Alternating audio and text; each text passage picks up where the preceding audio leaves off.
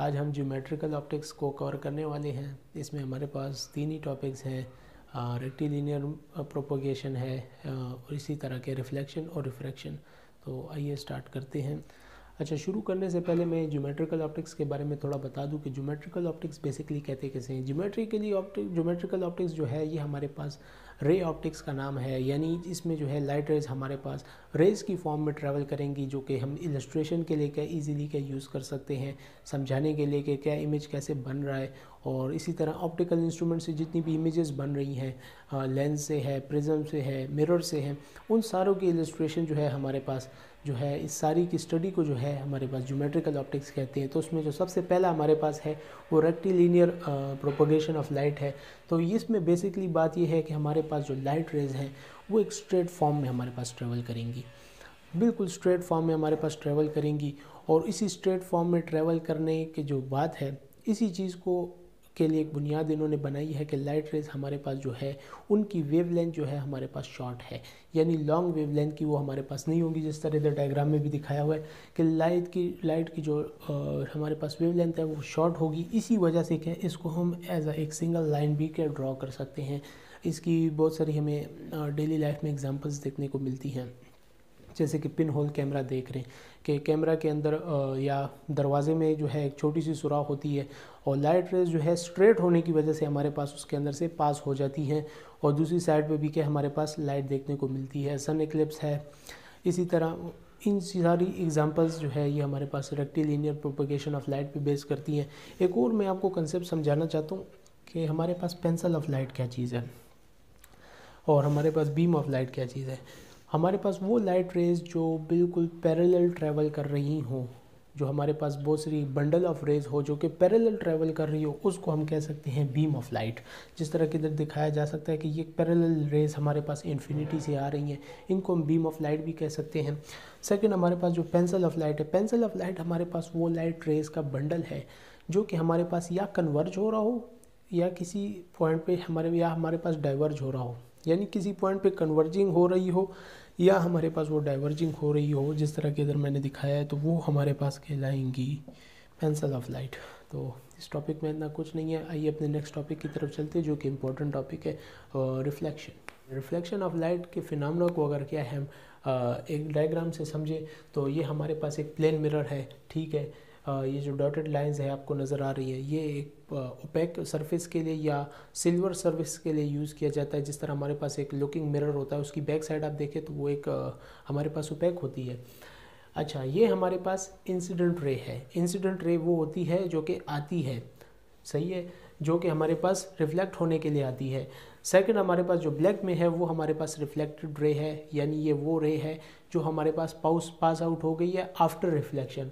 और ये जो ग्रीन में आपको नज़र आ रही है ये हमारे पास नॉर्मल है, यानी इस दोनों के बीच में हमारे पास एक इमेजिनरी लाइन को ड्रा किया जाता है जिसे नॉर्मल कहा जाता है। तो ये हमारे पास एक फिनोमेना है रिफ्लेक्शन, कि हमारे पास जो लाइट रे आई वो एक ख़ास डायरेक्शन में हमारे पास क्या रिफ्लेक्ट होके बाउंस बैक हो रही है। वैसे तो हमने ये भी सुना है कि लाइट रेज हमारे पास यहाँ पे कुछ एब्जॉर्ब भी होंगी और कुछ हमारे पास ट्रांसमिट भी हो जाती हैं। बहुत सारे फिनोमेना एक ही टाइम में होते हैं, स्कैटर हो जाती हैं, लेकिन जो मोस्ट ऑफ द लाइट हमारे पास रिफ्लेक्ट हो रही होती है तो उस फिनोमेना को हमारे पास कहते हैं रिफ्लेक्शन ऑफ लाइट। इसकी हमारे पास दो टाइप्स हैं। सबसे पहली जो हमारे पास इसमें है वो है डिफ्यूज़ रिफ्लेक्शन। डिफ्यूज़ रिफ्लेक्शन बहुत ही इजी है। हमारे पास जो इर्रेगुलर सरफेसेस पे हमारे पास जो रिफ्लेक्शन होती है उसको हमारे पास डिफ्यूज़ रिफ्लेक्शन कहते हैं। और इसमें हमारे पास जो है लाइट जो है एक ऑब्जेक्ट के ऊपर स्ट्राइक करने के बाद थोड़ी सी स्कैटर भी हो जाती है। और इसी फिनोमेना की वजह से हमारे पास जितने भी ऑब्जेक्ट्स हैं, जितनी भी बिल्डिंग्स हैं और जितनी भी कार्स वगैरह, इवन जो आप मेरे फेस को देख रहे हैं, ये भी जो है डिफ्यूज़ रिफ्लेक्शन की वजह से ही हो रहा है कि हमारे हर पॉइंट पे जो है लाइट स्ट्राइक करती है, उसके बाद जो है ये वापस जाके हमारे पास आई में शो होती है, जिसकी वजह से हमें ऑब्जेक्ट्स विजिबल होते हैं। नेक्स्ट जो हमारे पास इसमें है वो स्पेकुलर रिफ्लेक्शन है। स्पेकुलर रिफ्लेक्शन हमारे पास इसकी डिफिनेशन से अगर हम समझे कि ये हमारे पास रेगुलर सरफेस पे जो हमारे पास रिफ्लेक्शन होती है उसका नाम हमारे पास स्पेकुलर रिफ्लेक्शन है। ये हमारे पास क्या प्लेन मिरर से भी हो सकती है और कर्व मिरर से भी हो सकती है। कर्व मिरर में आपके पास स्फेरिकल मिरर्स आते हैं जिसमें हमारे पास कनकेव भी है और कन्वेक्स भी है। जिस तरह कन्वेक्स मिरर को अगर आप देखें तो इसका जो हमारे पास जो रिफ्लेक्टिंग साइड है वो हमारे पास आउटवर्ड होगी और जो हमारे पास कनकेव है वो हमारे पास इनवर्ड होगी। इसका मतलब ये है कि इसका जो फोकस पॉइंट है वो हमारे पास इधर सेंटर में बनेगा, जबकि कन्वेक्स का हमारे पास इससे दूसरी साइड पे बनेगा, इससे अवे बनेगा। और इसी के मुकाबले में जो स्टार्ट में ही मैंने बताया कि प्लेन मिरर हमारे पास इसी तरह प्लेन होता है, इसकी वन साइड खाली रिफ्लेक्टिंग होती है और अदर साइड जो है इसकी पॉलिश सिल्वर होती है। और ये जो डॉटेड लाइंस आपको दिख रही हैं ये इसी सिल्वर के लिए या ओपैक सरफेस के लिए यूज़ होता है। अच्छा, इसमें हमारे पास कुछ लॉज हैं, हर चीज़ का एक कानून होता है, तो अगर आप कानून तोड़ेंगे तो आपको सज़ा मिलेगी। तो इसी तरह स्पेकुलर रिफ्लेक्शन के लिए हमारे पास कुछ लॉज यूज़ होंगे। तो 3 लॉज हैं, तीनों बहुत ही आसान हैं, तो उनको समझने की करें तो पहला लॉ है वो हमारे पास ये है कि इंसिडेंट रे, रिफ्लेक्टेड रे और जो नॉर्मल है वो हमारे पास एक ही प्लेन पे लाई करेंगे। तो अगर आप देख सके कि ये हमारे पास एक ही प्लेन पे लाई कर रहे हैं तो फर्स्ट लॉ तो हमारे पास इसके लिए क्या है, सही है। सेकंड ये है कि इंसिडेंट रे का जो एंगल है वो हमारे पास रिफ्लेक्टेड रे के एंगल के इक्वल होगा, तो ये बात भी सही है। हाँ, थोड़ा मुझसे गलत ड्रॉ हुआ है लेकिन फिर भी क्या आप देखें इंसिडेंट और रिफ्लेक्टेड रे का एंगल हमारे पास बिल्कुल सही है। थर्ड फिनोमेना को समझने की ज़रूरत है, वो कहते हैं कि कभी कभी ऐसा होगा कि जो इंसिडेंट रेज हैं वो उसी डायरेक्शन में दोबारा आपके पास रिफ्लेक्ट होकर वापस जाएंगी और इस फिनोमेना को कहते हैं रेट्रो रिफ्लेक्शन। हाँ, इसका मतलब ये है, इसको एग्जांपल से इलस्ट्रेट करने के लिए क्या मैंने यहाँ पे एक मिरर ड्रॉ किया है। 2 कर्व्ड मिरर्स हैं, जो 2 मिरर्स हैं हमारे पास जो कि 90 डिग्री पे एक दूसरे के परपेंडिकुलर पड़े हुए हैं, एक ये है और एक ये है। तो इस पे अगर हमारे पास ये इंसिडेंट रे अगर फॉर एग्जांपल आती है तो ये हमारे पास रिफ्लेक्ट होकर दूसरे मिरर पे जाएगी, दूसरे मिरर से हमारे पास ये दूसरी रिफ्लेक्टेड रे वापस यूँ निकलेगी। तो सेम उसी डायरेक्शन में, जिस पैरेलल डायरेक्शन में आई थी उसी पैरेलल डायरेक्शन में ये हमारे पास वापस हो रही है। ये तो इलस्ट्रेशन के लिए मैंने इसलिए समझाया, वरना उसी पॉइंट से क्या ये आपके पास वापस होती हुई नज़र आएगी। इसकी आप प्रैक्टिकल एग्जांपल्स देख लें तो बिल्लियों की आंखें देख लें, डॉग्स की आई देख लें।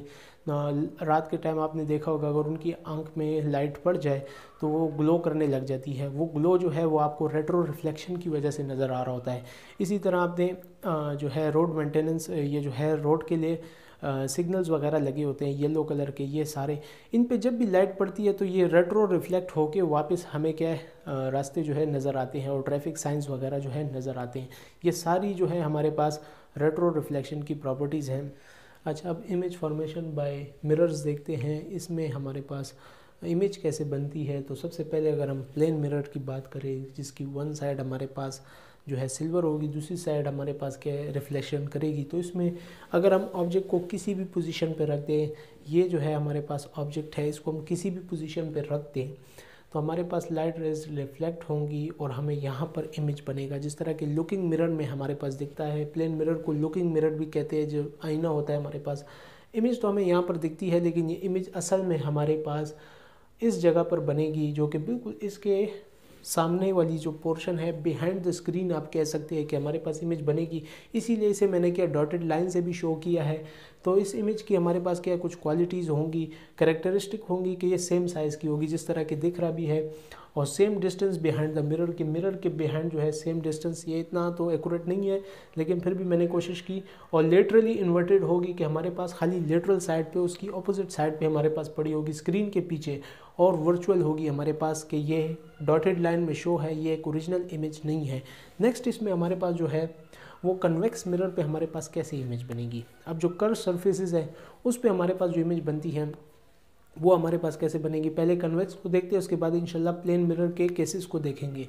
अच्छा, कन्वेक्स मिरर में हमारे पास यही ऑब्जेक्ट है, ठीक है। ये हमारे पास इधर फोकस हुआ वन रे, इसकी जो है हमारे पास इमेजिनरी जो है हमारे पास सेंटर ऑफ कर्वेचर से पास हो गई है। मैं बताता हूँ कि ये क्या है। और फिर सेकंड रे जो है हमारे पास आई और हमारे पास वापस डेविएट हो गई। और इसमें हमारे पास जो डॉटेड लाइंस हैं वो हमारे पास फोकस पॉइंट पे हमारे पास बन गई। और जो जहाँ पर ये सेंटर ऑफ कर्वेचर की लाइन और ये फोकस की जो लाइन है ये जहाँ पे कंबाइन हो रही है, ये ब्लू में हमारे पास इमेज बन रहा है। तो ये इमेज जो है हमारे पास देखें वर्चुअल तो है क्योंकि ये डॉटेड लाइन में बना है। दूसरा ये कि ये इरेक्ट है बिल्कुल उसी तरह। और थर्ड इसकी बात ये है कि ये डिमिनिश्ड इन साइज़ है। यहाँ पे इसका साइज़ देखें कि कितना बड़ा है, यहाँ पर इसका साइज़ ऑलमोस्ट ख़त्म हो चुका है। अगर आप स्केल पे डायग्राम बनाएंगे तो और भी ज़्यादा एक्यूरेट आएगी।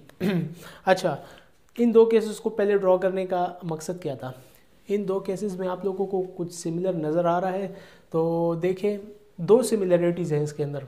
एक तो ये कि ये दोनों ही वर्चुअल हैं, दोनों ही इमेज जो है हमारे पास डॉटेड लाइन में बनी है। सेकंड जो मोस्ट इम्पॉर्टेंट है वो ये है, जो कि अक्सर पेपर में कंफ्यूज करने के लिए देते हैं, कि आपको ऐसे क्वेश्चंस के साथ इमेज बनाने का कहा जाता है और साथ में डिस्टेंस मेंशन किया होता है कि फ़ला डिस्टेंस पे 30 सेंटीमीटर पे आप इमेज हमें ड्रॉ करके दिखाएं, या 30 सेंटीमीटर पे हमारे पास ऑब्जेक्ट पड़ा है तो इसकी इमेज कहाँ पे ड्रॉ होगी। तो याद रखिए कि प्लेन मिरर और कन्वेक्स मिरर दोनों में हमारे पास जो है डिस्टेंस की कोई कैद नहीं है। डिस्टेंस आप चाहे 30 सेंटीमीटर रखें या 30 मीटर रखें या 30 किलोमीटर रखें, आपके पास जो इमेज है वो सेम इसी पोजीशन में आने वाला है। तो ये इसमें एक सोचने वाली बात थी। अच्छा, नेक्स्ट जो मैंने अभी बात बताने का कहा था आपको कि यहाँ पे कुछ टर्म्स हैं उनको समझना ज़रूरी है। तो ये जो हमारे पास एक सेंटर की लाइन है, ये आपको दिख रही है हर एक में, ये हमारे पास कहलाती है प्रिंसिपल एक्सिस। ये लाइन आपने सबसे पहले ड्रॉ करनी है और इस लाइन को आप चाहे चांद तक या अफ़गानिस्तान तक, जहाँ तक आपका दिल चाहे आप इसे क्या एक्सटेंड कर सकते हैं। सेकंड चीज़ जो हमारे पास आती है वो है सेंटर ऑफ कर्वेचर या रेडियस ऑफ कर्वेचर भी इसे कहते हैं।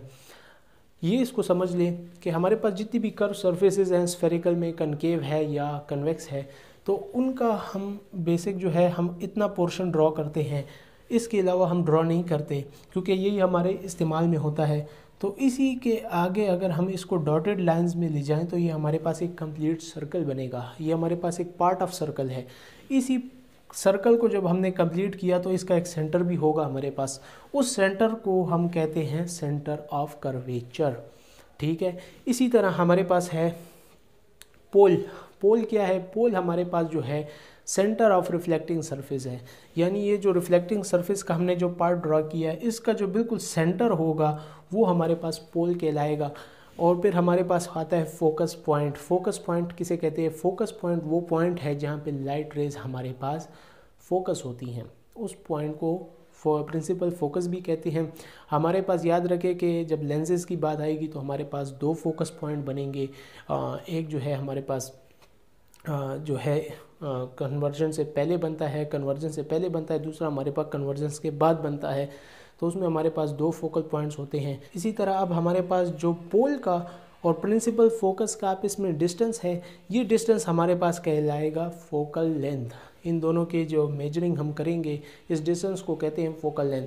अच्छा, अब कनकेव मिरर में जो हमारे पास इमेज फॉर्मेशन है उनको देखते हैं। अच्छा, इन सब को देखने से पहले मैं आपको एक बात बता दूं कि बुक में जितनी भी हैं एक खुराना में जो है ज़्यादातर जो डायग्राम्स हैं वो गलत हैं। गलत मतलब ड्रॉ भी गलत हुई हैं, और उनकी जो रे की मैंने आपको बात की थी कि इमेज जो है हमारे पास लेफ़्ट से राइट की तरफ लाइट रेज जानी चाहिए, वो भी उन्होंने गलत बताया हुआ है। तो चूँकि बच्चे कंफ्यूज ना हो जाएं, इसलिए मैंने उनकी ये गलती को दोबारा दोहराया है कि मैंने लाइट रेज को राइट से लेफ़्ट की तरफ ड्रॉ किया है। लेकिन यही आप लोगों की होमवर्क है, असाइनमेंट है कि आप लोगों ने इसे लेफ़्ट से राइट तरफ ड्रॉ करके बताना है, ताकि आपको भी इसमें प्रैक्टिस हो।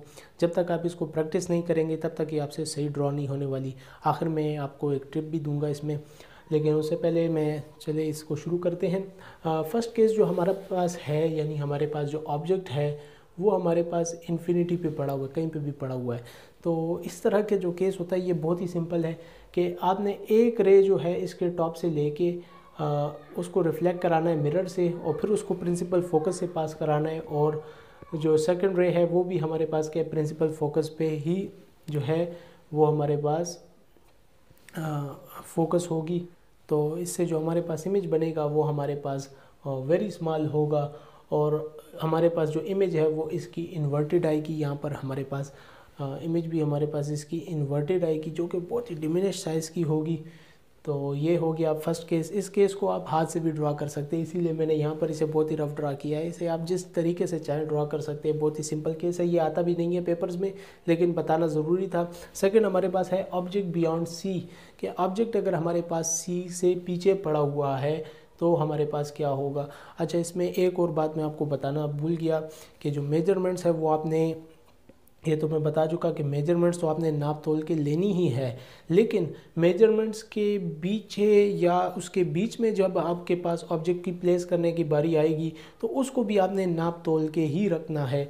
जिस तरह यहाँ पर बियॉन्ड सी जो है मैंने 3 इंचज़ रखा है। मैंने सारी मेजरमेंट्स एफ़ और सी की जो है और पी की ये 3 इंचज़ रखी है, तो इसके जो बियॉन्ड भी मैंने रखा है वो भी मैंने 3 इंचज़ रखा है। अगर इसके बिटवीन आएगा तो वो हमारे पास जो है आपने उसके हाफ रखना है, यानी 3 है तो 1.5 मैंने रखा है, तो इसी तरह आपने भी करना है।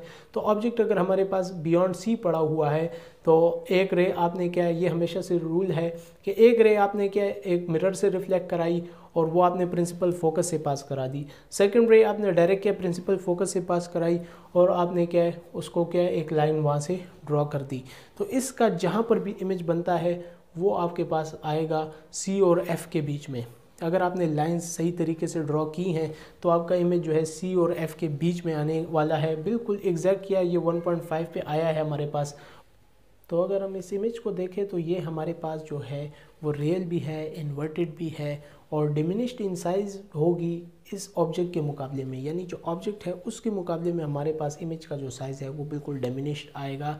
नेक्स्ट हमारे पास ये है कि अगर ऑब्जेक्ट को हम सी पे रख दें यानी सेंटर ऑफ कर्वेचर पे रख दें तो हमारे पास वही फार्मूला है कि एक रे को हमने क्या रिफ्लेक्ट कराया, उसके बाद पास कराया प्रिंसिपल फोकस से, दूसरे को हमने डायरेक्ट प्रिंसिपल फोकस से पास कराया, तो हमारे पास जो है वो इमेज जो है वो सी पे ही बनेगा, सेम साइज़ का बनेगा और इन्वर्टेड बनेगा। नेक्स्ट हमारे पास जो है वो है कि बिटवीन एफ़ एंड सी अगर हम रख दें तो बिटवीन एफ़ एंड सी जब आप रखेंगे तो इसके डिस्टेंस को आपने मेजर करना है कि ये दोनों के एग्जैक्ट सेंटर में हो हमारे पास। इस इमेज की क्वालिटीज़ अगर हम देख लें तो ये हमारे पास इनलार्ज बनने वाला है, इन्वर्टेड और रियल बनने वाला है। नेक्स्ट हमारे पास जो है अगर हम एट एफ रख दें यानी प्रिंसिपल फोकस पे अगर हम क्या है ऑब्जेक्ट को रख दें तो इसमें क्या एक बात का ख्याल रखना है कि आपने एक रे को जो उससे हमारे पास रिफ्लेक्ट करा दिया तो इसको तो हमने सीधा प्रिंसिपल फोकस से पास करा दिया, ये तो ओके हो गया। लेकिन नेक्स्ट रे ऑलरेडी हमारे पास जो कि प्रिंसिपल फोकस पे पड़ी है, बुक में ये मेरे ख्याल में गलती है या नहीं मुझे नहीं पता, कि वो लोग जो हैं वो इसी को क्या है हमारे पास सीधा क्या प्रिंसिपल फोकस से पास कराने की कोशिश करते हैं, जो कि हो ही नहीं सकता। तो हमारे पास ये जो रे है ये इसे हमने क्या पोल से पास कराना है। ये बात इधर याद रखने वाली है कि इस रे को हमने पोल से पास कराना है। तो वो हमारे पास जब आएगी तो हमारे पास जो इमेज है अब वो इन्फिनिटी पे बनने वाली है, क्योंकि बोथ रेज हमारे पास पैरेलल आ चुकी हैं और जब बनेगी तो हमारे पास उसका साइज़ भी जो है वेरी लार्ज बनने वाला है। और साथ में इमेज हमारे पास इन्वर्टेड भी बनेगी, लाजमी बात है। हमारे पास पोल और प्रिंसिपल फोकस के बीच में ऑब्जेक्ट पड़ा हो तो हमारे पास क्या होगा, ये वाला ज़रा टफ था तो अक्सर स्टूडेंट्स इसमें गलती करती है, तो मैंने सोचा कि मैं इसको ख़ुद ही ड्रॉ करके बनाऊंगा। तो जैसा कि रूल है कि सबसे पहले जो काम आपने करना है वो ये है कि आपने मेजरमेंट्स लाजमी लेनी है। तो हमने जिस तरह मेजरमेंट ले ली तो यहाँ पे हमारा ऑब्जेक्ट बनेगा, ठीक है। तो सबसे पहला काम आपने जिस तरह की रूल है कि पहली रे को आपने रिफ्लेक्ट कराया और वो हमारे पास होगी प्रिंसिपल फोकस से, ठीक है। और इसी तरह हमारे पास जो सेकंड रे है वो हमारे पास कहाँ से पास होने वाली है, वो सीधा हमारे पास क्या सेंटर ऑफ कर्वेचर से पास होगी, यानी रिफ्लेक्ट होने के बाद वो हमारे पास पोल से पास नहीं होगी। उसकी वजह भी ये है कि ये इसके इतना करीब पड़ा हुआ है कि ये पोल से पास हो नहीं सकती, इसीलिए हमारे पास ये रे जो पास होगी वो सेंटर ऑफ कर्वेचर से पास होने वाली है, ठीक है। अच्छा, अब इसकी इमेज कहाँ बनेगी ये सोचने वाली बात है। तो देखें ये तो हमारे पास यूँ भी रिफ्लेक्ट हो गई, यूँ भी हो गई और सेम ये हमारे पास यहाँ से यूँ रिफ्लेक्ट हो गई। इसकी इमेज हमारे पास जो है बिहाइंड द मिरर बनने वाली है और वो हमारे पास कैसे बनेगी वो मैं आपको दिखाता हूँ कि यहाँ से हमारे पास डॉटेड फॉर्म में ये इसका एक पॉइंट हो गया और ये हमारे पास इसका दूसरा पॉइंट आ गया। तो ये हमारे पास जो है इमेज बनने वाला है और हमारे पास बिहाइंड द स्क्रीन बनेगा। इसकी क्वालिटीज़ अगर हम देखें तो ये हमारे पास जो होगा वो ये होगा वर्चुअल होगा, क्योंकि ये हमारे पास डॉटेड लाइन में इमेज बन रहा है और बिहाइंड द मिरर हमारे पास बन रहा है। सेकंड इसमें ये होगा कि ये इरेक्ट होगा और काफ़ी इनलार्ज होगा साइज़ से, जिस तरह ऑब्जेक्ट के हिसाब से ही हमारे पास काफ़ी इनलार्ज होगा। तो उम्मीद है आप लोगों को समझ आ गया हो। तो इसको प्रैक्टिस किए बगैर एक अफलातून भी इसे ठीक नहीं करने वाला। हाँ, इसमें जो टिप मैं आपको देना चाह रहा हूँ वो ये टिप है कि जब भी आप लोग ये ऐसी कैलकुलेशंस करें तो लाजमी बात है आप प्रेशर की वजह से या टेंशन की वजह से आपसे लाइंस जो है मतलब स्केल से तो आप ड्रॉ करेंगे ही, लेकिन अगर क्या इस तरह स्ट्रेट होने की बजाय अगर ज़रा सी कर्व भी आपने ड्रॉ कर दी तो आपके पास रिज़ल्ट जो है वो ठीक नहीं आने वाला। तो ऐसे में मेरा मशवरा है कि जब आप रेज़ इस तरह ड्रॉ करने लगें, ठीक है, और सेकंड रे जब आपने पास करानी है तो फॉर एग्ज़ाम्पल आपने एक रे ड्रॉ कर ली तो दूसरी को पास कराने के लिए अगर फॉर एग्ज़ाम्पल आपने यहाँ पर आपको रिज़ल्ट चाहिए, आपको याद है कि रिज़ल्ट मेरा यहीं पर आता है, तो लेकिन जो रे है वो आपकी थोड़ी यूँ बन रही है तो आप उस रे को थोड़ा सा टेढ़ा करके भी पॉइंट से पास करा सकते हैं। ये एक ऐसी टिप है, वैसे अक्सर एग्जामिनर इस चीज़ को मानते नहीं हैं, लेकिन फिर भी टाइम बचाने के लिए, टाइम शॉर्ट है, आपको कुछ समझ नहीं आ रहा, प्रैक्टिस के लिए अब आपने पूरा प्रोसेस आप दोबारा नहीं रिपीट करना चाहते तो आप ये भी कर सकते हैं। अच्छा, इन सारों की मैं आपको समराइज़ करके बताऊं तो किन बातों का आपने ख्याल रखना है, तो वो ये है कि रेज़ आपने क्या है लेफ़्ट से हमेशा राइट की तरफ ड्रा करनी है। ये बुक में इस तरह था इसलिए मैंने ड्रॉ किया ताकि आप अगर वहाँ से कंसल्ट कर रहे हैं तो फिर आपको देखने में आसानी हो, वहाँ पर जो गलतियाँ हैं वो भी आपको समझ आ जाएंगी। नेक्स्ट बात ये है कि रेज़ आपने स्केल से ही ड्रॉ करनी है, स्केल के अलावा हाथ का कभी भी इस्तेमाल ना करें, और ख़ाली जो है आप इन्फिनिटी के लिए क्या आप ड्रॉ कर सकते हैं, और बाकी मेजरमेंट्स का के जो बिटवीन मेजरमेंट्स हैं वो भी आपने क्या मेजर करके ही ड्रॉ करनी है। अगर यूँ नहीं करेंगे तो आपके पास वो रिज़ल्ट्स नहीं आएंगे जो आप चाहते हैं। तो इन बातों का ख्याल रखें, इंशाल्लाह ये चीज़ें आप लोगों के लिए बहुत आसान हो जाएंगी। अच्छा, इसी में हमारे पास एक छोटा सा टॉपिक है कि कैलकुलेशन ऑफ पोजीशन और मैग्नीफिकेशन हमारे पास जो स्फेरिकल मिरर का है कि वो हम कैसे कैलकुलेट करते हैं। तो इसके लिए भी हमारे पास एक फार्मूला है कि हमारे पास पोजीशन के लिए ये फार्मूला है कि 1/v minus 1/u is equal to 1/f और 2/r। ये v जो है हमारे पास इमेज को रिप्रेजेंट करेगा कि डिस्टेंस ऑफ इमेज हमारे पास मिरर से कितना है, और u हमारे पास डिस्टेंस ऑफ ऑब्जेक्ट हमारे पास मिरर से कितना है। तो ये हमारे पास 1/f फोकल लेंथ है, हमारे पास फोकल लेंथ ऑफ मिरर है, और 2/r यानी r जो है हमारे पास इसमें रेडियस ऑफ कर्वेचर है। इन दोनों में से कोई भी यूज़ कर सकते हैं। तो ये हमारे पास पोजीशन के ऑब्जेक्ट की हमारे पास क्या पोजीशन है, इससे हम इमेज की पोजीशन भी फाइंड कर सकते हैं और इससे फोकल लेंथ भी हम फाइंड कर सकते हैं। नेक्स्ट हमारे पास इसमें जो मैग्नीफिकेशन है कि मैग्नीफिकेशन को हम कैसे कैलकुलेट कर सकते हैं, उसका भी एक बहुत ही सिंपल फार्मूला है कि m is equal to I/O equals to U/V। इसका मतलब है कि image by object size equals to जितना हमारे पास डिस्टेंस है ऑब्जेक्ट का और जितना हमारे पास इमेज का डिस्टेंस है मिरर से। तो ये हमारे पास बहुत ही सिंपल मेथड है, इसमें कोई ऐसी लॉजिक नहीं है कि मैं आपको इसमें समझाऊं। अच्छा, जो नेक्स्ट टॉपिक हमारे पास ज्योमेट्रिकल ऑप्टिक्स में है वो है रिफ्रैक्शन ऑफ लाइट।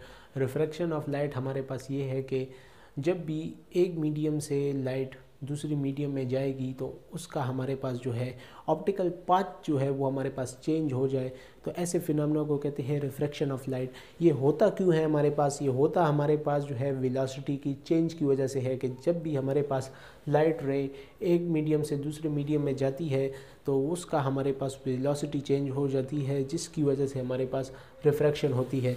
यहाँ पर इस डायग्राम से अगर हम इसको समझें कि ये हमारे पास एक इंसिडेंट लाइट है और ये ग्रीन जो है ये हमारे पास नॉर्मल है, जैसे ही ये हमारे पास एयर से ग्लास के मीडियम में आई तो ये हमारे पास बेंड हो गई है। तो ये जो बेंड हुआ है ये हमारे पास रिफ्रैक्शन है। आइए इसके लॉज ऑफ रिफ्रैक्शन में हम आगे इसे डिटेल से पढ़ने वाले हैं। लॉज ऑफ रिफ्रैक्शन हमारे पास दो हैं। तो पहला तो हमारे पास जो है कि एंगल ऑफ इंसिडेंस जो है वो एंगल ऑफ रिफ्रैक्शन के ऑपोजिट साइड पे पड़ा होगा, और एंगल और हमारे पास ये जो इंसिडेंस रे है, रिफ्रैक्टेड रे है और नॉर्मल जो है वो एक ही प्लेन पे लाई करेंगे। तो पहली बात तो देखें कि हमारे पास इंसिडेंस रे जो है रिफ्रैक्टिव एंगल के ऑपोजिट साइड पे पड़ा हुआ है, तो ये बात तो ट्रू है। और दूसरा ये कि नॉर्मल, रिफ्रैक्टेड रे और इंसिडेंट रे एक ही प्लेन पे लाई कर रहे हैं, तो ये बात भी इधर क्या है सही हो गई है। सेकंड लॉ जो हमारे पास लॉ ऑफ रिफ्रैक्शन में है वो हमारे पास यूँ है कि एंगल ऑफ जो इंसिडेंस है वो हमारे पास एंगल ऑफ रिफ्रैक्शन का जो है इसका साइन ऑफ एंगल का एक कांस्टेंट वैल्यू होगी हमारे पास। अगर इसकी मैं थोड़ी सी मैथमेटिकल फॉर्म लिखूँ तो sine angle of incidence sine angle of refraction equals to 1n square. और ये n स्क्वायर हमारे पास एक कांस्टेंट है जिसे रिफ्रैक्टिव इंडेक्स भी कहते हैं। तो हमारे पास ये इसके इक्वल है, और इसी लॉ को जो है हमारे पास स्नेल्स लॉ ऑफ रिफ्रैक्शन भी कहते हैं। तो ये लॉ भी बहुत इम्पोर्टेंट था। इसी के अंदर हमारे पास एक फिनोमेना है जिसका नाम सुना होगा, टोटल इंटरनल रिफ्रैक्शन। हाँ, ये बहुत ही इम्पोर्टेंट फिनोमेना है। तो आइए इस डायग्राम के ज़रिए इसको समझते हैं। ये हमारे पास एक डेंसर मीडियम है नीचे वाला, जैसे ग्लास हो गया, ठीक है। ये डेंसर और रेयर जो है अपनी रिफ्रैक्टिव इंडेक्स की बुनियाद पे हमने इसे लिया है। जैसे एयर की रिफ्रैक्टिव इंडेक्स 1 है, इसी तरह ग्लास और वाटर की इससे ज़्यादा है। तो जब भी हमारे पास फर्स्ट रे को अगर हम देखें तो ये हमारे पास यहाँ से आई और हमारे पास इस तरफ रिफ्रैक्ट हो रही है, और ये जो सेकंड रे हमारे पास आई और हमारे पास यहाँ रिफ्रैक्ट होने के बाद इसके साथ पैरेलल हो गई। ये क्रिटिकल एंगल की वजह से हुई है हमारे पास। ये क्रिटिकल एंगल हमारे पास वो एंगल है जिस पर अगर लाइट को इंसिडेंट कर दिया जाए तो हमारे पास जो रिफ्रैक्टेड रे है वो नॉर्मल के साथ पैरेलल हो जाएगी। जैसा कि आप यहाँ पे देख सकते हैं कि ये इसके साथ पैरेलल हो गई। तो ये क्रिटिकल एंगल जो है हमारे पास, ये हर ऑब्जेक्ट का, हर मीडियम का हमारे पास डिफरेंट होता है। फॉर एग्जांपल वाटर का जो है, अगर मैं गलत ना कहूँ तो 49 है, और ग्लास का जो है हमारे पास 42 डिग्री है अबाउट। तो ये आप चेक भी कर लें। तो ये हमारे पास वो एंगल है जिस पे अगर लाइट रे को रिफ्रैक्ट कराया जाए तो हमारे पास वो नॉर्मल के साथ पैरेलल हो जाएगी। अच्छा, जो थर्ड केस है ये बहुत ज़बरदस्त है कि अगर हमारे पास लाइट रे को रिफ्रैक्ट कराया जाए क्रिटिकल एंगल से भी, हमारे पास अगर उसकी वैल्यू ज़्यादा हो जाए, क्रिटिकल एंगल से भी देखें यहाँ पर हमारी इसकी वैल्यू ज़्यादा हो गई है, तो वो लाइट रे हमारे पास दोबारा रिफ्रैक्ट होकर उसी मीडियम में हमारे पास वापस आ जाएगी। इस फिनोमेना को कहते हैं टोटल इंटरनल रिफ्रैक्शन, और ये हमारे पास बहुत ही इंपॉर्टेंट फिनोमेना है। बहुत सारी इसकी एप्लीकेशंस है। फाइबर ऑप्टिक लाइट्स का आपने नाम सुना होगा, एप्लेनेशन टोनोमीटर जो है हमारे पास, और गोनियोस्कोप जिसे हम इंटीरियर चैम्बर का एंगल फाइंड करते हैं। तो सब में हमारे पास जो है यही फिनोमेना यूज़ हो रहा होता है, टोटल इंटरनल रिफ्रैक्शन का। तो इसके बाद हमारे पास जो रिफ्रैक्शन है कि रिफ्रैक्शन थ्रू वेरियस सर्फेसेस के, रिफ्रैक्शन जो है हमारे पास जिन जिन सर्फेसेस से होगी उसमें हमारे पास हर सरफेस के लिए कुछ रिक्वायरमेंट्स होगी। उन चीज़ों को हम देखते हैं। सबसे पहले जो हमारे पास है वो है प्लेन मीडिया के। प्लेन मीडिया हमारे पास देखिए ग्लास, वाटर, ये एक प्लेन मीडिया है। इसके ज़रिए हमारे पास रिफ्रैक्शन कैसे होगी, तो आइए उसको इलस्ट्रेट यहाँ पे मैंने किया हुआ है कि फॉर एग्जांपल एयर से हमारे पास जो लाइट रे आ रही है, ठीक है, वो हमारे पास जब इस डेंसर मीडियम में जाएगी तो इधर एक फिनोमेना है कि जैसे ही हमारे पास रेयर से हमारे पास जब भी लाइट रे जो है डेंसर मीडियम में जाएगी तो हमारे पास बेंड टूवर्ड नॉर्मल होगी, नॉर्मल के करीब आती जाएगी। जिस तरह कि आप यहाँ पे देख सकते हैं कि ये हमारे पास नॉर्मल के करीब होते जा रही है। इसी तरह दूसरी बात इसमें ये है प्लेन मीडिया के लिए कि अगर हमारे पास डेंसर मीडियम से रेयर मीडियम में लाइट रे जाएगी तो वो हमारे पास अवे फ्रॉम नॉर्मल जाएगी। जिस तरह कि आप देख सकते हैं कि ये अभी हमारे पास नॉर्मल के करीब है, और जैसे ही हमारे पास ये एयर में आई तो ये हमारे पास नॉर्मल से अवे जा रही है। ये सारा जो शिफ्ट आता है इसके अंदर, ये इसके वेलोसिटी के शिफ्ट के वजह से आता है। इसकी एक प्रॉपर्टी भी आपने देखी होगी, पानी में अगर एक सिक्का पड़ा हुआ है तो वो आपको जो है बहुत ज़्यादा करीब दिखने वाला है उसकी असली लोकेशन से। जब आप हाथ डाल के उसे उठाने की कोशिश करेंगे तो ग्लास में पड़ा जो सिक्का है वो असल में वहाँ पे नहीं होगा जहाँ पे वो दिख रहा है। यही वजह है कि ये फिनोमेना इसमें हमारे पास क्या है, बहुत ज़्यादा काम आता है। नेक्स्ट हमारे पास जो है रिफ्रैक्शन थ्रू प्रिज्म्स है कि प्रिज्म्स के ज़रिए हमारे पास रिफ्रैक्शन कैसे होगी। तो प्रिज्म की बेसिक डायग्राम को अगर हम समझे, इसमें हमारे पास 3 पॉइंट्स होते हैं, ए, बी एंड सी। ए हमारे पास इसमें एपिकल एंगल है, ये वो एंगल है जो हमारे पास 2 रिफ्रैक्शन सरफेसेस को बीच में से डिवाइड कर रहा है। एक रिफ्रैक्शन सरफेस हमारे पास ये है, दूसरी हमारे पास रिफ्रैक्शन सरफेस ये है। इन दोनों को जो बीच में डायसेक्ट करे उसे एपिकल एंगल कहते हैं। और डायसेक्शन के लिए मैंने आपको ये रेड कलर में एक इमेजिनरी लाइन सी बनाई हुई है जिसे एक्सिस ऑफ प्रिज्म कहते हैं, जो हमारे पास इसको डायसेक्ट कर रही है। तो इसी एपेक्स की जो अपोजिट साइड है उसको बेस ऑफ द प्रिज्म कहते हैं, क्योंकि बेबी को बेस पसंद है। तो ये हमारे पास इसकी 3 साइड्स हो गई। अच्छा, इसकी नॉर्मल को अगर आप देखें तो इसकी नॉर्मल जो है इस सरफेस का और इस सरफेस का दोनों हमारे पास एक दूसरे के राइट एंगल पे पड़े हुए हैं। तो ये मैंने ब्लैक में हमारे पास ड्रॉ किए हुए हैं। तो ये हमारे पास इसके नॉर्मल हो गए। ये हमारे पास इंसिडेंस रे है, ये हमारे पास इमर्जेंट रे है, तो ये इसका एंगल 1 होगा, ये इसका एंगल 2 होगा इंसिडेंस एंगल का। रिफ्रैक्टिंग एंगल का हमारे पास ये 1 है और ये इसका 2 है, ठीक है। तो आइए, और ये 2 पॉइंट्स हैं P और Q, क्योंकि पॉइंट्स बनाने में हम बहुत तकड़े हैं तो हमने पॉइंट्स भी बना दिए। तो आइए इसकी रिफ्रैक्शन को थोड़े समझते हैं कि इसमें हमारे पास इमेज कैसे बन सकती है। कि अगर फॉर एग्जांपल हमने यहाँ पे ऑब्जेक्ट को रख दिया है, तो ये हमारे पास जो है इंसिडेंस हो के इसके साथ जब इंटरेक्ट करेगी, हमारे पास रिफ्रैक्ट होगी, तो प्रिज्म के अंदर ये हमारे पास स्ट्रेट जाएगी, उसके बाद ये इमर्ज होके उसी पोजीशन में आएगी। तो हमारे पास ये जो आई है, इसको इमेज जो है यहाँ पर दिखने वाला है, ये हमारे पास वर्चुअल भी होगा, इरेक्ट भी होगा, और हमारे पास डिस्प्लेस हुआ होगा एपेक्स की तरफ। हाँ, ये इमेज को हमारे पास एपेक्स की तरफ डिस्प्लेस करता है। इसमें कुछ और इम्पॉर्टेंट पॉइंट्स हैं कि यहाँ से जो रे निकली है और इंसिडेंस की जो हमारे पास रे जहाँ पे इंटरेक्ट कर रही है, वो हमारे पास एंगल ऑफ डेविएशन कहलाता है, यानी सिग्मा से हम इसे डिनोट करते हैं। ये वो डेविएशन है। इसको आगे समझते हैं कि हमारे पास कितनी हमारे पास लाइट रेज जो है डेविएट कर रही हैं, उस चीज़ को क्या डिनोट कर रहा है एपेक्स। और इसकी क्या बेस को हम समझते हैं। ये बेस ऑफ द प्रिज्म जो है हमारे पास, ये टर्म इसलिए यूज़ होता है कि जब भी हम किसी को क्लासेस में जब प्रिज्म रिकमेंड करते हैं तो वो हम सारा बेस पे जो है ना हमारी सारी बेस कर रहा होता है। फॉर एग्जांपल बेस हमारे पास जो है इन है, इसका मतलब ये है कि बेस हमारी जो है वो मीडियल साइड पे है और इमेज जो है वो हमारे पास क्या लेटरल साइड पे जो है ना हमारे पास बनने वाला है। इसी तरह अगर बेस आउट रिकमेंड करते हैं तो इसका मतलब है इमेज हमारे पास इनवर्ड मूव होने वाला है, क्योंकि जो बेस है वो ऑपोजिट के एपेक्स के ऑपोजिट है। नेक्स्ट इसमें एक इम्पॉर्टेंट पॉइंट जो मुझसे रहने वाला था लेकिन अच्छा याद आ गया कि हमारे पास टोटल डेविएशन के कितनी डेविएशन हमारे पास आई में है, उसको या हम फाइंड करने के लिए कौन सा मेथड यूज़ करेंगे। तो हमारे पास एक फार्मूला है कि हमारे पास एंगल ऑफ इंसिडेंस जो है और जमा एंगल ऑफ इमर्जेंस जो होगा, यानी ये वाला एंगल जो है हमारे पास और हमारे पास ये वाला जो एंगल है, इन दोनों को में से हमने एपिकल एंगल को माइनस कर लेना है। एपिकल एंगल को जब हम इन पे से माइनस करेंगे तो हमारे पास टोटल डेविएशन आ जाएगी। ये हमारे पास फर्स्ट फार्मूला हो गया। सेकंड फार्मूला जो बहुत ज़्यादा यूज़ किया जाता है जब हम ग्लासेस वगैरह रिकमेंड करते हैं पेशेंट्स को, तो वो हमारे पास है प्रिज्मेटिक इफेक्ट का फार्मूला। प्रिज्मेटिक इफेक्ट हमारे पास वो इफ़ेक्ट है जो प्रिज्म की वजह से इंड्यूस होता है और हमारे पास आई कितनी एक डायरेक्शन में मूव करने वाली है उसको हमारे पास बताता है। तो इसका हमारे पास फार्मूला है d मल्टीप्लाइड बाई d।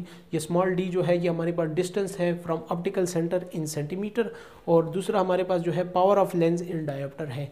ठीक है, वो तो सिंपल है। ये डिस्टेंस फ्रॉम ऑप्टिकल सेंटर क्या होता है। अच्छा, इसी तरह इसी प्रिज्म को अगर हम देख लें, फॉर एग्जांपल इसे आप कंसिडर करें कि ये एक सिंपल लेंस है, तो इसका जो हमारे पास ऑप्टिकल सेंटर है वो हमारे पास बिल्कुल सेंटर में होना चाहिए। तो ये सेंटर से जब हमारे पास डिस्प्लेस होता है, फॉर एग्जांपल एक प्रिज्म मैंने लगाया जो कि इस इमेज को थोड़ा सा इस तरफ हमारे पास डिस्प्लेस कर रहा है, तो ये डिस्प्लेस सेंटीमीटर्स में जितना भी इसे करेगा उस चीज़ को कहते हैं कि ये हमारे पास डिस्टेंस जो है वो उतना हमारे पास साइड पे हुआ है या उतना हमारे पास डिस्प्लेस हुआ है, तो ये वो डिस्टेंस हमारे पास है। तो यही दो जो है मेन फार्मूले हैं कि टोटल डेविएशन और प्रिज्मेटिक इफेक्ट जो हम प्रिज्म में यूज़ करते हैं। इसमें ऐसी कोई मुश्किल बात नहीं है। फिर भी कुछ समझ ना आए तो आप कमेंट्स कर सकते हैं। अच्छा स्टूडेंट, नेक्स्ट टॉपिक पे चलने से पहले मैं आपको प्रिज्म वगैरह दिखा दूं। ये हमारे पास प्रिज्म है, इसमें हमारे पास दो लाइंस हैं। ठीक है, इसकी वन साइड जो बहुत थिन है और सेकंड साइड हमारे पास बहुत थिक है। जो थिक है वो हमारे पास है बेस ऑफ द प्रिज्म और जो बहुत थिन है वो हमारे पास है एपेक्स ऑफ द प्रिज्म। अच्छा, जो नेक्स्ट टॉपिक्स के लिए मैं आपको पहले से ही दिखाना चाह रहा हूँ वो ये देखें, ये हमारे पास है कनकेव लेंस। इसकी एजेस हमारे पास बहुत थिक हैं और इसका जो सेंटर है वो हमारे पास बहुत ज़्यादा थिन है। और इसी तरह कन्वेक्स लेंस इसके हमारे पास बिल्कुल उल्टा है कि ये सेंटर में हमारे पास बहुत थिक होता है और साइड से हमारे पास बहुत ही थिन होता है। तो ये एक बात ही आपको बताना ज़रूरी समझा। तो नेक्स्ट हमारा जो टॉपिक है कि रिफ्रैक्शन थ्रू स्फेरिकल लेंसेज, और स्फेरिकल लेंसेज में हमारे पास कन्वेक्स है और कनकेव है। जिस तरह वहाँ पे मिरर्स से यहाँ पे लेंसेज हैं, यहाँ पे कन्वेक्स लेंसेज के हमारे पास केसेस होंगे। तो आइए अगर इनको देखें तो ऑब्जेक्ट एट इन्फिनिटी, तो इधर भी वही रूल है कि ऑब्जेक्ट को आप कहीं पे भी रख लो, आपके पास फोकस जो है वो f2 पे आने वाला है। और ये हमारे पास जो है रियल होगा, वेरी स्मॉल साइज़ की बनेगी और हमारे पास इन्वर्टेड इमेजेस की बनेगी। अच्छा, यहाँ पे ये कुछ टर्म्स को समझ लें। ये f1 हमारे पास जो है फर्स्ट फोकस पॉइंट है और f2 हमारे पास सेकंड फोकस पॉइंट है। यानी फर्स्ट फोकस पॉइंट जो है वो हमारे पास लेंस के लेफ़्ट तरफ बनने वाला है और f2 जो है हमारे पास राइट की तरफ बनने वाला है। f1 हमारे पास वो है जो कि रिफ्रैक्शन से पहले हमारे पास जो फोकस पॉइंट आता है उसको कहते हैं। इसी का जो 2f1 और 2f2 हमारे पास, इसी f2 को डबल कर लो तो 2f2 इसके डिस्टेंस को और f1 के डिस्टेंस को डबल कर लो तो ये जो बीच का हमारे पास लेंस का सेंटर होगा ये हमारे पास नोडल पॉइंट भी कहला सकता है। तो अगर हम ऑब्जेक्ट को बियॉन्ड 2f1 रखें तो हमारे पास क्या होगा, यहाँ पे भी वही रूल अप्लाई होगा कि जितना f1 और 2f1 का डिस्टेंस है इतना ही इसके बिहाइंड रखें तो आपके पास इमेज एग्जैक्ट लोकेशन में आएगी। तो इससे हमारे पास जो लोकेशन आएगी इसकी f2 और 2f2 के बीच में आएगी अगर आपने लाइन सही ड्रॉ की है। तो इस इमेज की क्वालिटीज़ हमारे पास ये होंगी कि ये हमारे पास डिमिनिश साइज़ होगी ऑब्जेक्ट के साइज़ के हिसाब से। दूसरा, ये रियल और इन्वर्टेड भी होगी। थर्ड, हमारे पास 2f1 पे अगर हम रखें तो हमारे पास क्या बनेगा, तो 2f2 पे हमारे पास इमेज बनेगा और ये हमारे पास सेम साइज़ का बनेगा और रियल इन्वर्टेड एज़ यूजुअल। और नेक्स्ट हमारे पास जो केस है डी नंबर, अगर इस ऑब्जेक्ट को हम बिटवीन 2f1 एंड f1 के रखें तो हमारे पास जो इमेज है वो बियॉन्ड 2f2 बनेगा और यह हमारे पास इनलार्ज इमेज बनने वाला है और इन्वर्टेड भी है। जैसा कि आप देख सकते हैं, अगर f1 के ऊपर हम इसे रख दें फर्स्ट फोकस पॉइंट पे तो हमारे पास जो इमेज है वो इन्फिनिटी पे बनने वाला है क्योंकि बोथ रेज जो है हमारे पास जो है पैरेलल रहेंगी हमेशा के लिए। नेक्स्ट जो लास्ट वन है हमारे पास, अगर f1 और ऑप्टिकल सेंटर के बीच में रखें, इसे ऑप्टिकल सेंटर भी कहते हैं या नोडल पॉइंट भी कह सकते हैं, तो हमारे पास जो इमेज है, क्योंकि ये तो डाइवर्जेंट रेज है आप इसमें, और इमेज हमारे पास इस तरफ बिटवीन 2f1 एंड f1 बनेगा और ये इमेज हमारे पास जो होगा रियल भी होगा, इरेक्ट भी होगा और हमारे pass on the same side होगा। तो ऐसी कंडीशन में हमारे पास जो इमेज बनेगा वो हमारे पास रियल इनलार्ज होगा और इरेक्ट भी होगा हमारे पास। अच्छा, इसमें आपको एक बात बताता चलूँ कि रूल इसमें भी हमारे पास ऑलमोस्ट सेम ही है कि फर्स्ट लाइट रे को आपने जो है रिफ्लेक्टिंग उससे रिफ्रैक्शन मीडियम से लेंस से पास करा के f2 से पास कराना है और सेकंड रे को आपने जो है ऑप्टिकल सेंटर ऑफ लेंस से पास कराना है। ये आपने ऑलमोस्ट हर डायग्राम में इसी तरह करना है। उसके बाद आपके पास इमेज इंशाल्लाह सही जगह पे आएगा अगर आपने लाइंस वगैरह सही ड्रॉ की हैं। वही एक टिप है कि अगर आपसे इमेज लोकेशन के हिसाब से सही नहीं बन पा रहा तो थोड़ा बहुत लाइंस को इधर उधर कर सकते हैं, लेकिन इसका मतलब ये भी नहीं है कि एक लाइन जो है अफ़गानिस्तान है दूसरी पाकिस्तान है उसको भी आप ज्वाइन करने की कोशिश करें, तो ये गलती आपने नहीं करनी। अच्छा, अगर हम कनकेव लेंस से इमेज फॉर्मेशन को देखें तो हमारे पास यहाँ पर जो है डबल कनकेव लेंस है।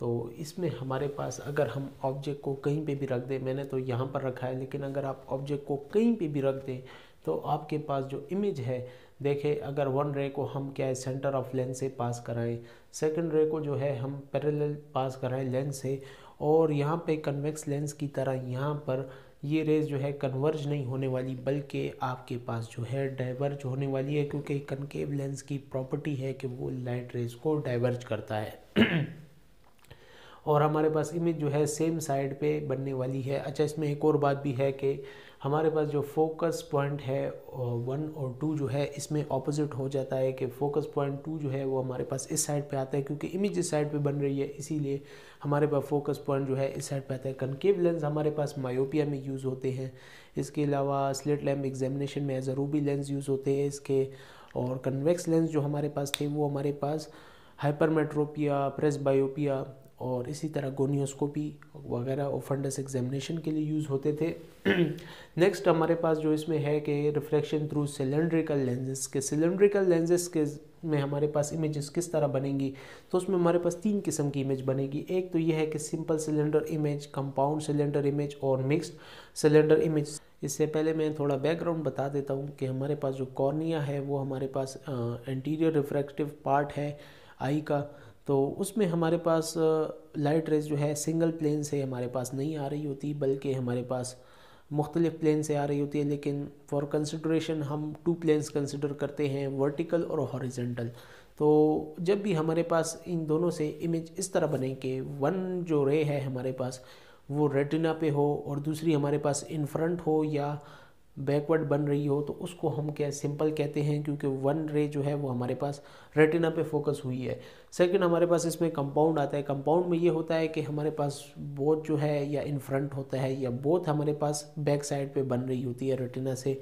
और मिक्स में हमारे पास ये होता है कि वन इन फ्रंट होता है और सेकंड हमारे पास जो है वो बैक साइड पे बन रहा होता है। तो उसी हिसाब से इन्होंने इसको नाम भी दिए हुए हैं कि सिंपल और कंपाउंड और मिक्स्ड। तो आइए इसको एक डायग्राम से समझते हैं। इसकी स्टडी के लिए बहुत ज़रूरी है कि हम स्टम्स कोनाइड को क्या स्टडी करें। स्टम्स कोनाइड हमारे पास क्या है, ये हमारे पास रिफ्रैक्शन थ्रू टॉरिक सरफेस है। टॉरिक सरफेस हमारे पास वो सरफेस होता है जिसमें हमारे पास एक सरफेस जो है वो स्फेरिकल होती है और दूसरी हमारे पास जो होती है वो हमारे पास सिलेंड्रिकल होती है। फॉर एग्जांपल आपने जितनी भी ग्लासेस देखी है जिनकी ग्लासेस में सिलेंड्रिकल नंबर होता है तो उसके साथ थोड़ा बहुत स्फेरिकल नंबर भी होता है। तो उनको जो वो लेंसेज ग्लासेस बना के देते हैं ऑप्टिशियन, तो वो हमारे पास जो है वो टॉरिक ग्लासेस होती हैं। उसमें स्फेरिकल नंबर भी होता है और उसमें हमारे पास सिलेंड्रिकल नंबर भी होता है। तो आइए इसकी डायग्राम को समझते हैं कि ये जो हमारे पास है ये वर्टिकल हो गया, ये हमारे पास जो है हॉरिजॉन्टल हो गया। अच्छा याद रखें कि हॉरिजॉन्टल की जो रेज हैं ये भी ऑलमोस्ट थोड़ी बहुत वर्टिकली ड्रॉ होती हैं। ये परफेक्टली कभी भी आपके पास इस तरह ड्रॉ नहीं होंगी, क्योंकि हम बोर्ड पे पेज पे ड्रॉ कर रहे हैं तो ये हमारे लिए इम्पॉसिबल है कि हम इसको इस तरह ड्रॉ करें। तो हमारे पास इसमें जो है 6-7 कंडीशंस आएंगी कि हमारे पास इस वक्त क्या है, इमेज कैसा आ रहा है और आगे चलते चलते हमारे पास इमेज कैसा आएगा। तो इन कंडीशंस को समझना बहुत ज़रूरी है। तो इनको याद करने का एक आसान फार्मूला भी बताऊंगा। तो देखें कि वर्टिकल रेज भी हमारे पास कन्वर्ज हो रही हैं और हमारे पास जो है हॉरिजॉन्टल रेज भी कन्वर्ज हो रही हैं। तो हमारे पास फर्स्ट पॉइंट में क्या है, लेकिन वर्टिकल हमारे पास जो रेज है वो ज़्यादा कन्वर्ज हो रही हैं। तो vertical convergence more than horizontal convergence at point A. ठीक है, ये हमारे पास फर्स्ट हो गया। तो इसमें हमारे पास जो है एक हॉरिजॉन्टल ओवल बनने वाला है। सेकंड में हमारे पास जो है वर्टिकल रेज हमारे पास फोकस हो चुकी हैं। अगर इधर मैं थोड़ा सा फोकस ड्रॉ करूँ, जिस तरह की ये बी पॉइंट की एक लाइन आपको दिख रही है, ये हमारे पास फोकस हो चुकी है और हॉरिजॉन्टल रेज अभी भी कन्वर्ज कर रही हैं। और सी में हमारे पास जो है सी पॉइंट में वर्टिकल जो है डाइवर्जेंस शुरू हो गई है। कन्वर्जेंस के बाद जब एक लाइट रे कन्वर्ज होती है उसके बाद उसकी डाइवर्जेंस शुरू हो जाती है। तो वर्टिकल रेस की हमारे पास डाइवर्जेंस शुरू हो गई है और हॉरिजॉन्टल हमारे पास कन्वर्जेंस बढ़ गई है हमारे पास वर्टिकल डाइवर्जेंस से, क्योंकि हॉरिजॉन्टल कन्वर्जेंस पहले से थी और वर्टिकल डाइवर्जेंस अभी अभी शुरू हुई है। नेक्स्ट जो डी पॉइंट है हमारे पास, जो कि बहुत ही इंपॉर्टेंट है, यहाँ पर हमारे पास वर्टिकल डाइवर्जेंस जो है वो हॉरिजॉन्टल कन्वर्जेंस के इक्वल हो गई है और इसको ही कहते हैं हमारे पास सर्कल ऑफ लीस्ट कन्फ्यूजन। ये हमारे पास सर्कल ऑफ लीस्ट कन्फ्यूजन है और ये हमारे पास एक राउंड शेप देगा। नेक्स्ट हमारे पास क्या होगा, डी पॉइंट पे हमारे ई पॉइंट पे हमारे पास जो है वर्टिकल डाइवर्जेंस जो है वो हॉरिजॉन्टल कन्वर्जेंस से भी बढ़ जाएगी। ठीक है, उसके बाद हमारे पास जो है हॉरिजॉन्टल जो हमारे पास फोकस है वो अचीव हो जाएगा, यानी रेटिना पे सेकंड पॉइंट भी हमारा जो है वो फोकस पे आ जाएगा। तो और उस वक्त हमारे पास वर्टिकल डाइवर्जेंस फिर भी अपनी जगह पे शुरू रहेगी। और नेक्स्ट पॉइंट में हमारे पास वर्टिकल डाइवर्जेंस चूँकि पहले से ही थी तो अब इस पॉइंट पे वर्टिकल डाइवर्जेंस हमारे पास हॉरिजॉन्टल डाइवर्जेंस से बढ़ जाएगी, क्योंकि हॉरिजॉन्टल डाइवर्जेंस अभी अभी शुरू हुई है, क्योंकि अभी अभी लाइट रेज फोकस से बाहर निकली हैं। तो ये हमारे पास कुछ डायग्राम्स, इसको याद कराने का मैं आप लोगों को एक आसान फार्मूला भी बता देता हूँ जिससे आप लोग ये याद कर सकते हैं कि कहाँ पे हमारे पास हॉरिजॉन्टल है, कहाँ पे हमारे पास वर्टिकल ओवल बन रहा है, कहाँ पे वर्टिकल लाइन और कहाँ पे हॉरिजॉन्टल और कहाँ पे सर्कल ऑफ लीस्ट डिफ्यूजन है। तो इसके लिए देखें, आपको जो ड्रॉ करने हैं, सबसे पहले आपने ड्रॉ करने हैं 2 हॉरिजॉन्टल ओवल्स। 2 हॉरिजॉन्टल ओवल्स आपने ड्रॉ कर लिए। उसके बाद आपने ड्रॉ करने हैं 2 वर्टिकल ओवल्स। ये मैंने 2 वर्टिकल ओवल्स ड्रॉ किए। ठीक है, जो वर्टिकल ओवल्स हैं इसके बीच में वर्टिकल लाइन लगा दें और जो हॉरिजॉन्टल ओवल्स हैं उसके बीच में हॉरिजॉन्टल लाइन लगा दें और जो बीच में हमारे पास पोर्शन है इसमें एक सर्कल ड्रॉ कर लें। तो ये आपके पास जो है एग्जैक्ट यही पैटर्न ड्रॉ हो चुका है। बाकी जो इसकी कन्वर्जेंस और डाइवर्जेंस को समझने के लिए आपको बहुत ही सिंपल इस डायग्राम पे फोकस करना होगा। और यहाँ पे तो डायग्राम कुछ खास नहीं आई, बुक में अगर आप डायग्राम को देखें तो बहुत ही एक्यूरेट आई हुई है कि वहाँ पे हमारे पास जो है पहले वर्टिकल रेज ज़्यादा कन्वर्ज हो रही हैं हॉरिजॉन्टल के मुकाबले में। जिस तरह ये तो क्लियर दिख रहा है आप लोगों को एटलीस्ट कि हॉरिजॉन्टल रेज इतनी कन्वर्ज नहीं हो रही जितनी वर्टिकल हमारे पास ज़्यादा कन्वर्ज हो रही हैं। इसी तरह सेकंड पे हमारे पास वर्टिकल रेज जो हैं फोकस हो जाती हैं और हॉरिजॉन्टल फिर भी हमारे पास जो है ना वो क्या कन्वर्ज हुई जा रही होती है। तो इसी तरह इन सारे पॉइंट्स को आप लोगों ने समझना है। तो ये बहुत ही आसान है, इसको थोड़ी सी प्रैक्टिस की ज़रूरत है। आप लोग खुद ड्राइंग ड्रॉ करके इसको ड्रॉ करने की कोशिश करें। ज़रूरी नहीं है कि आपने इसी तरह की क्या कुछ डायग्राम बनानी है, बस उसमें अगर आप वर्टिकल और हॉरिजॉन्टल पॉइंट शो कर रहे हैं और ये सारी चीज़ें आप उसमें शो कर रहे हैं, ये सारी कैरेक्टरिस्टिक्स शो हो रही हैं, तो बस आपके लिए यही काफ़ी है। तो इसका मतलब आप चीज़ पे समझ चुके हैं। इसमें एक लास्ट पॉइंट आपको बस बता दूं कि हमारे पास जो हॉरिजॉन्टल फोकस से लेके वर्टिकल फोकस तक का जो डिस्टेंस है इसको कहते हैं फोकल इंटरवल ऑफ स्टर्म। तो ये हमारे पास जो डिस्टेंस है ये हमारे पास स्टर्म का जो है डिस्टेंस को फाइंड करता है। और हमारे पास जो सर्कल ऑफ लीस्ट कन्फ्यूजन है या इसे सर्कल ऑफ लीस्ट डिफ्यूजन भी कहते हैं, यहाँ पर हमारे पास वर्टिकल जो डाइवर्जेंस है वो हॉरिजॉन्टल कन्वर्जेंस के इक्वल हो जाती है। अच्छा, जो नेक्स्ट टॉपिक हमारे पास है वो combination of lenses and Gauss theorem है।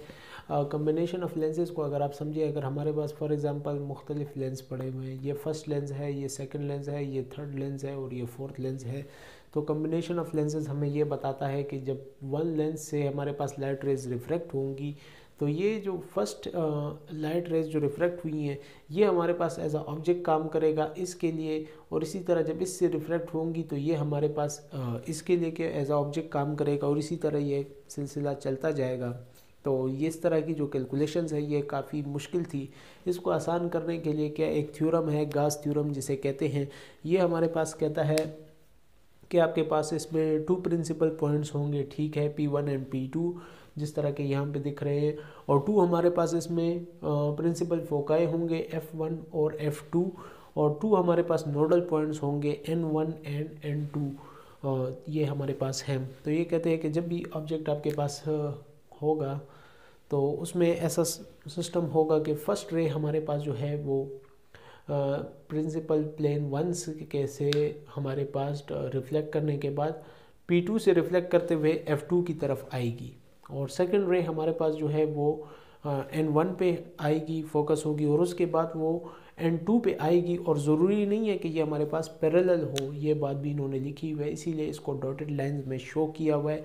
इसी तरह फर्स्ट ये जो प्रिंसिपल उसकी थी इसकी भी पैरेलल नहीं होगी, और थर्ड रे जो हमारे पास आएगी वो फर्स्ट प्रिंसिपल फोकाई से निकल के हमारे पास क्या प्रिंसिपल प्लेन के बाद पैरेलल हो जाएगी और हमारे पास क्या ट्रैवल करना शुरू हो जाएगी। तो इससे हमारे पास जहाँ पर भी ये आप इसमें इंटरेक्ट करें तो वो हमारे पास जो पॉइंट होगा वहाँ पर हमारे पास इसकी इमेज बनेगी। तो काफ़ी यूज़फुल है ये हमारे पास। नेक्स्ट हमारे पास calculation of position of image form by lenses. तो हमारे पास इसकी पोजीशन क्या कहाँ पर है, तो सेम उसी तरह फार्मूला है जिस तरह हमारे पास वहाँ पर था, लेकिन यहाँ पर जो है डिस्टेंस ऑफ इमेज है हमारे पास प्रिंसिपल प्लेन से, ठीक है, और हमारे पास डिस्टेंस ऑफ ऑब्जेक्ट होगा वो भी प्रिंसिपल प्लेन से होगा, और हमारे पास second focal length of lens का जो है हमारे पास डिस्टेंस लिया जाएगा सेकंड फोकल लेंथ लेंस की। सेकंड हमारे पास इसमें है कि calculation of magnification of image from lenses. तो हमारे पास 2 किस्म की इसमें मैग्नीफिकेशन है, वहाँ पर एक ही किस्म की थी। तो यहाँ पर जो लीनियर मैग्नीफिकेशन है वो तो हमारे पास देखे सिंपल है, उसी तरह है कि image size of image object of image, और इसका हमारे पास है कि डिस्टेंस ऑफ इमेज जो है हमारे पास कितना है, और ऑब्जेक्ट का डिस्टेंस हमारे पास क्या प्रिंसिपल प्लेन से कितना है। एंगुलर मैग्नीफिकेशन हमारे पास ज़रा न्यू है, हाँ सिंपल बात है, ये जो पड़ा हुआ है ये मेरी आंख से दूर ये ऑब्जेक्ट भी कहलाता है, और ये हमारे पास जो है ये डिस्टेंस फ्रॉम द आई कि वो हमारे पास कितना डिस्टेंस पे आई से पड़ा हुआ है।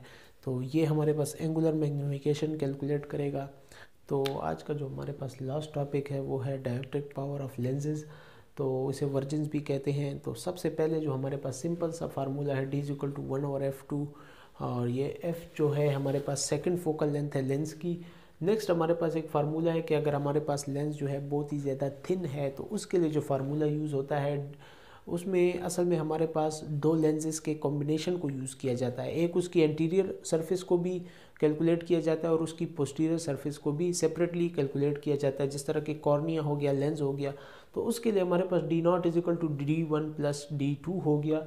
ये फार्मूला यूज़ होता है, यानी D1 हमारे पास इंटीरियर सरफेस हो गई और D2 हमारे पास जो है वो पोस्टीरियर सरफेस हो गई। अच्छा, इसमें हमारे पास अगर थिक लेंस है, लेंस की थिकनेस ज़्यादा है, तो उसके लिए जो हमारे पास फार्मूला यूज़ होगा ट्रू और effective power of thick lens D0 is equal to D1 plus D2 plus T divided by N और D1, यानी इसमें हमारे पास T बाय N और D1 का इजाफा हो गया है। T हमारे पास लेंस थिकनेस को कहते हैं, ये फिगर हम इसमें काउंट में लाएंगे, और N हमारे पास जो है वो रिफ्रैक्टिव इंडेक्स है कि लेंस का रिफ्रैक्टिव इंडेक्स हमारे पास क्या होगा। तो इसी चीज़ को मेजर करने के लिए, इस सारे कैलकुलेशन के झंझट से निकलने के लिए एक डिवाइस यूज़ होती है, जेनेवा लेंस मेजर। ये जेनेवा लेंस मेजर एक स्टॉप वॉच की तरह होती है और इसके ऊपर जो है हम लेंस को प्लेस करते हैं, जो कि हमारे पास ऑटोमेटिकली जो है उसकी डायोप्ट्रिक पावर देती है। स्टूडेंट्स, आज का हमारा टॉपिक यहाँ पे ख़त्म हो चुका है। उम्मीद है आप लोगों को ज्योमेट्रिकल ऑप्टिक्स समझ आई होगी, और समझ आई है तो इस पर प्रैक्टिस भी ज़रूर करें, और क्योंकि प्रैक्टिस के बगैर आप लोगों को ये चीज़ें समझ नहीं आने वाली। तो नेक्स्ट में इंशाल्लाह जो है हम फिजियोलॉजिकल ऑप्टिक्स पढ़ेंगे। तब तक के लिए मुझे दीजिए इजाज़त और अपनी दुआओं में याद रखिए।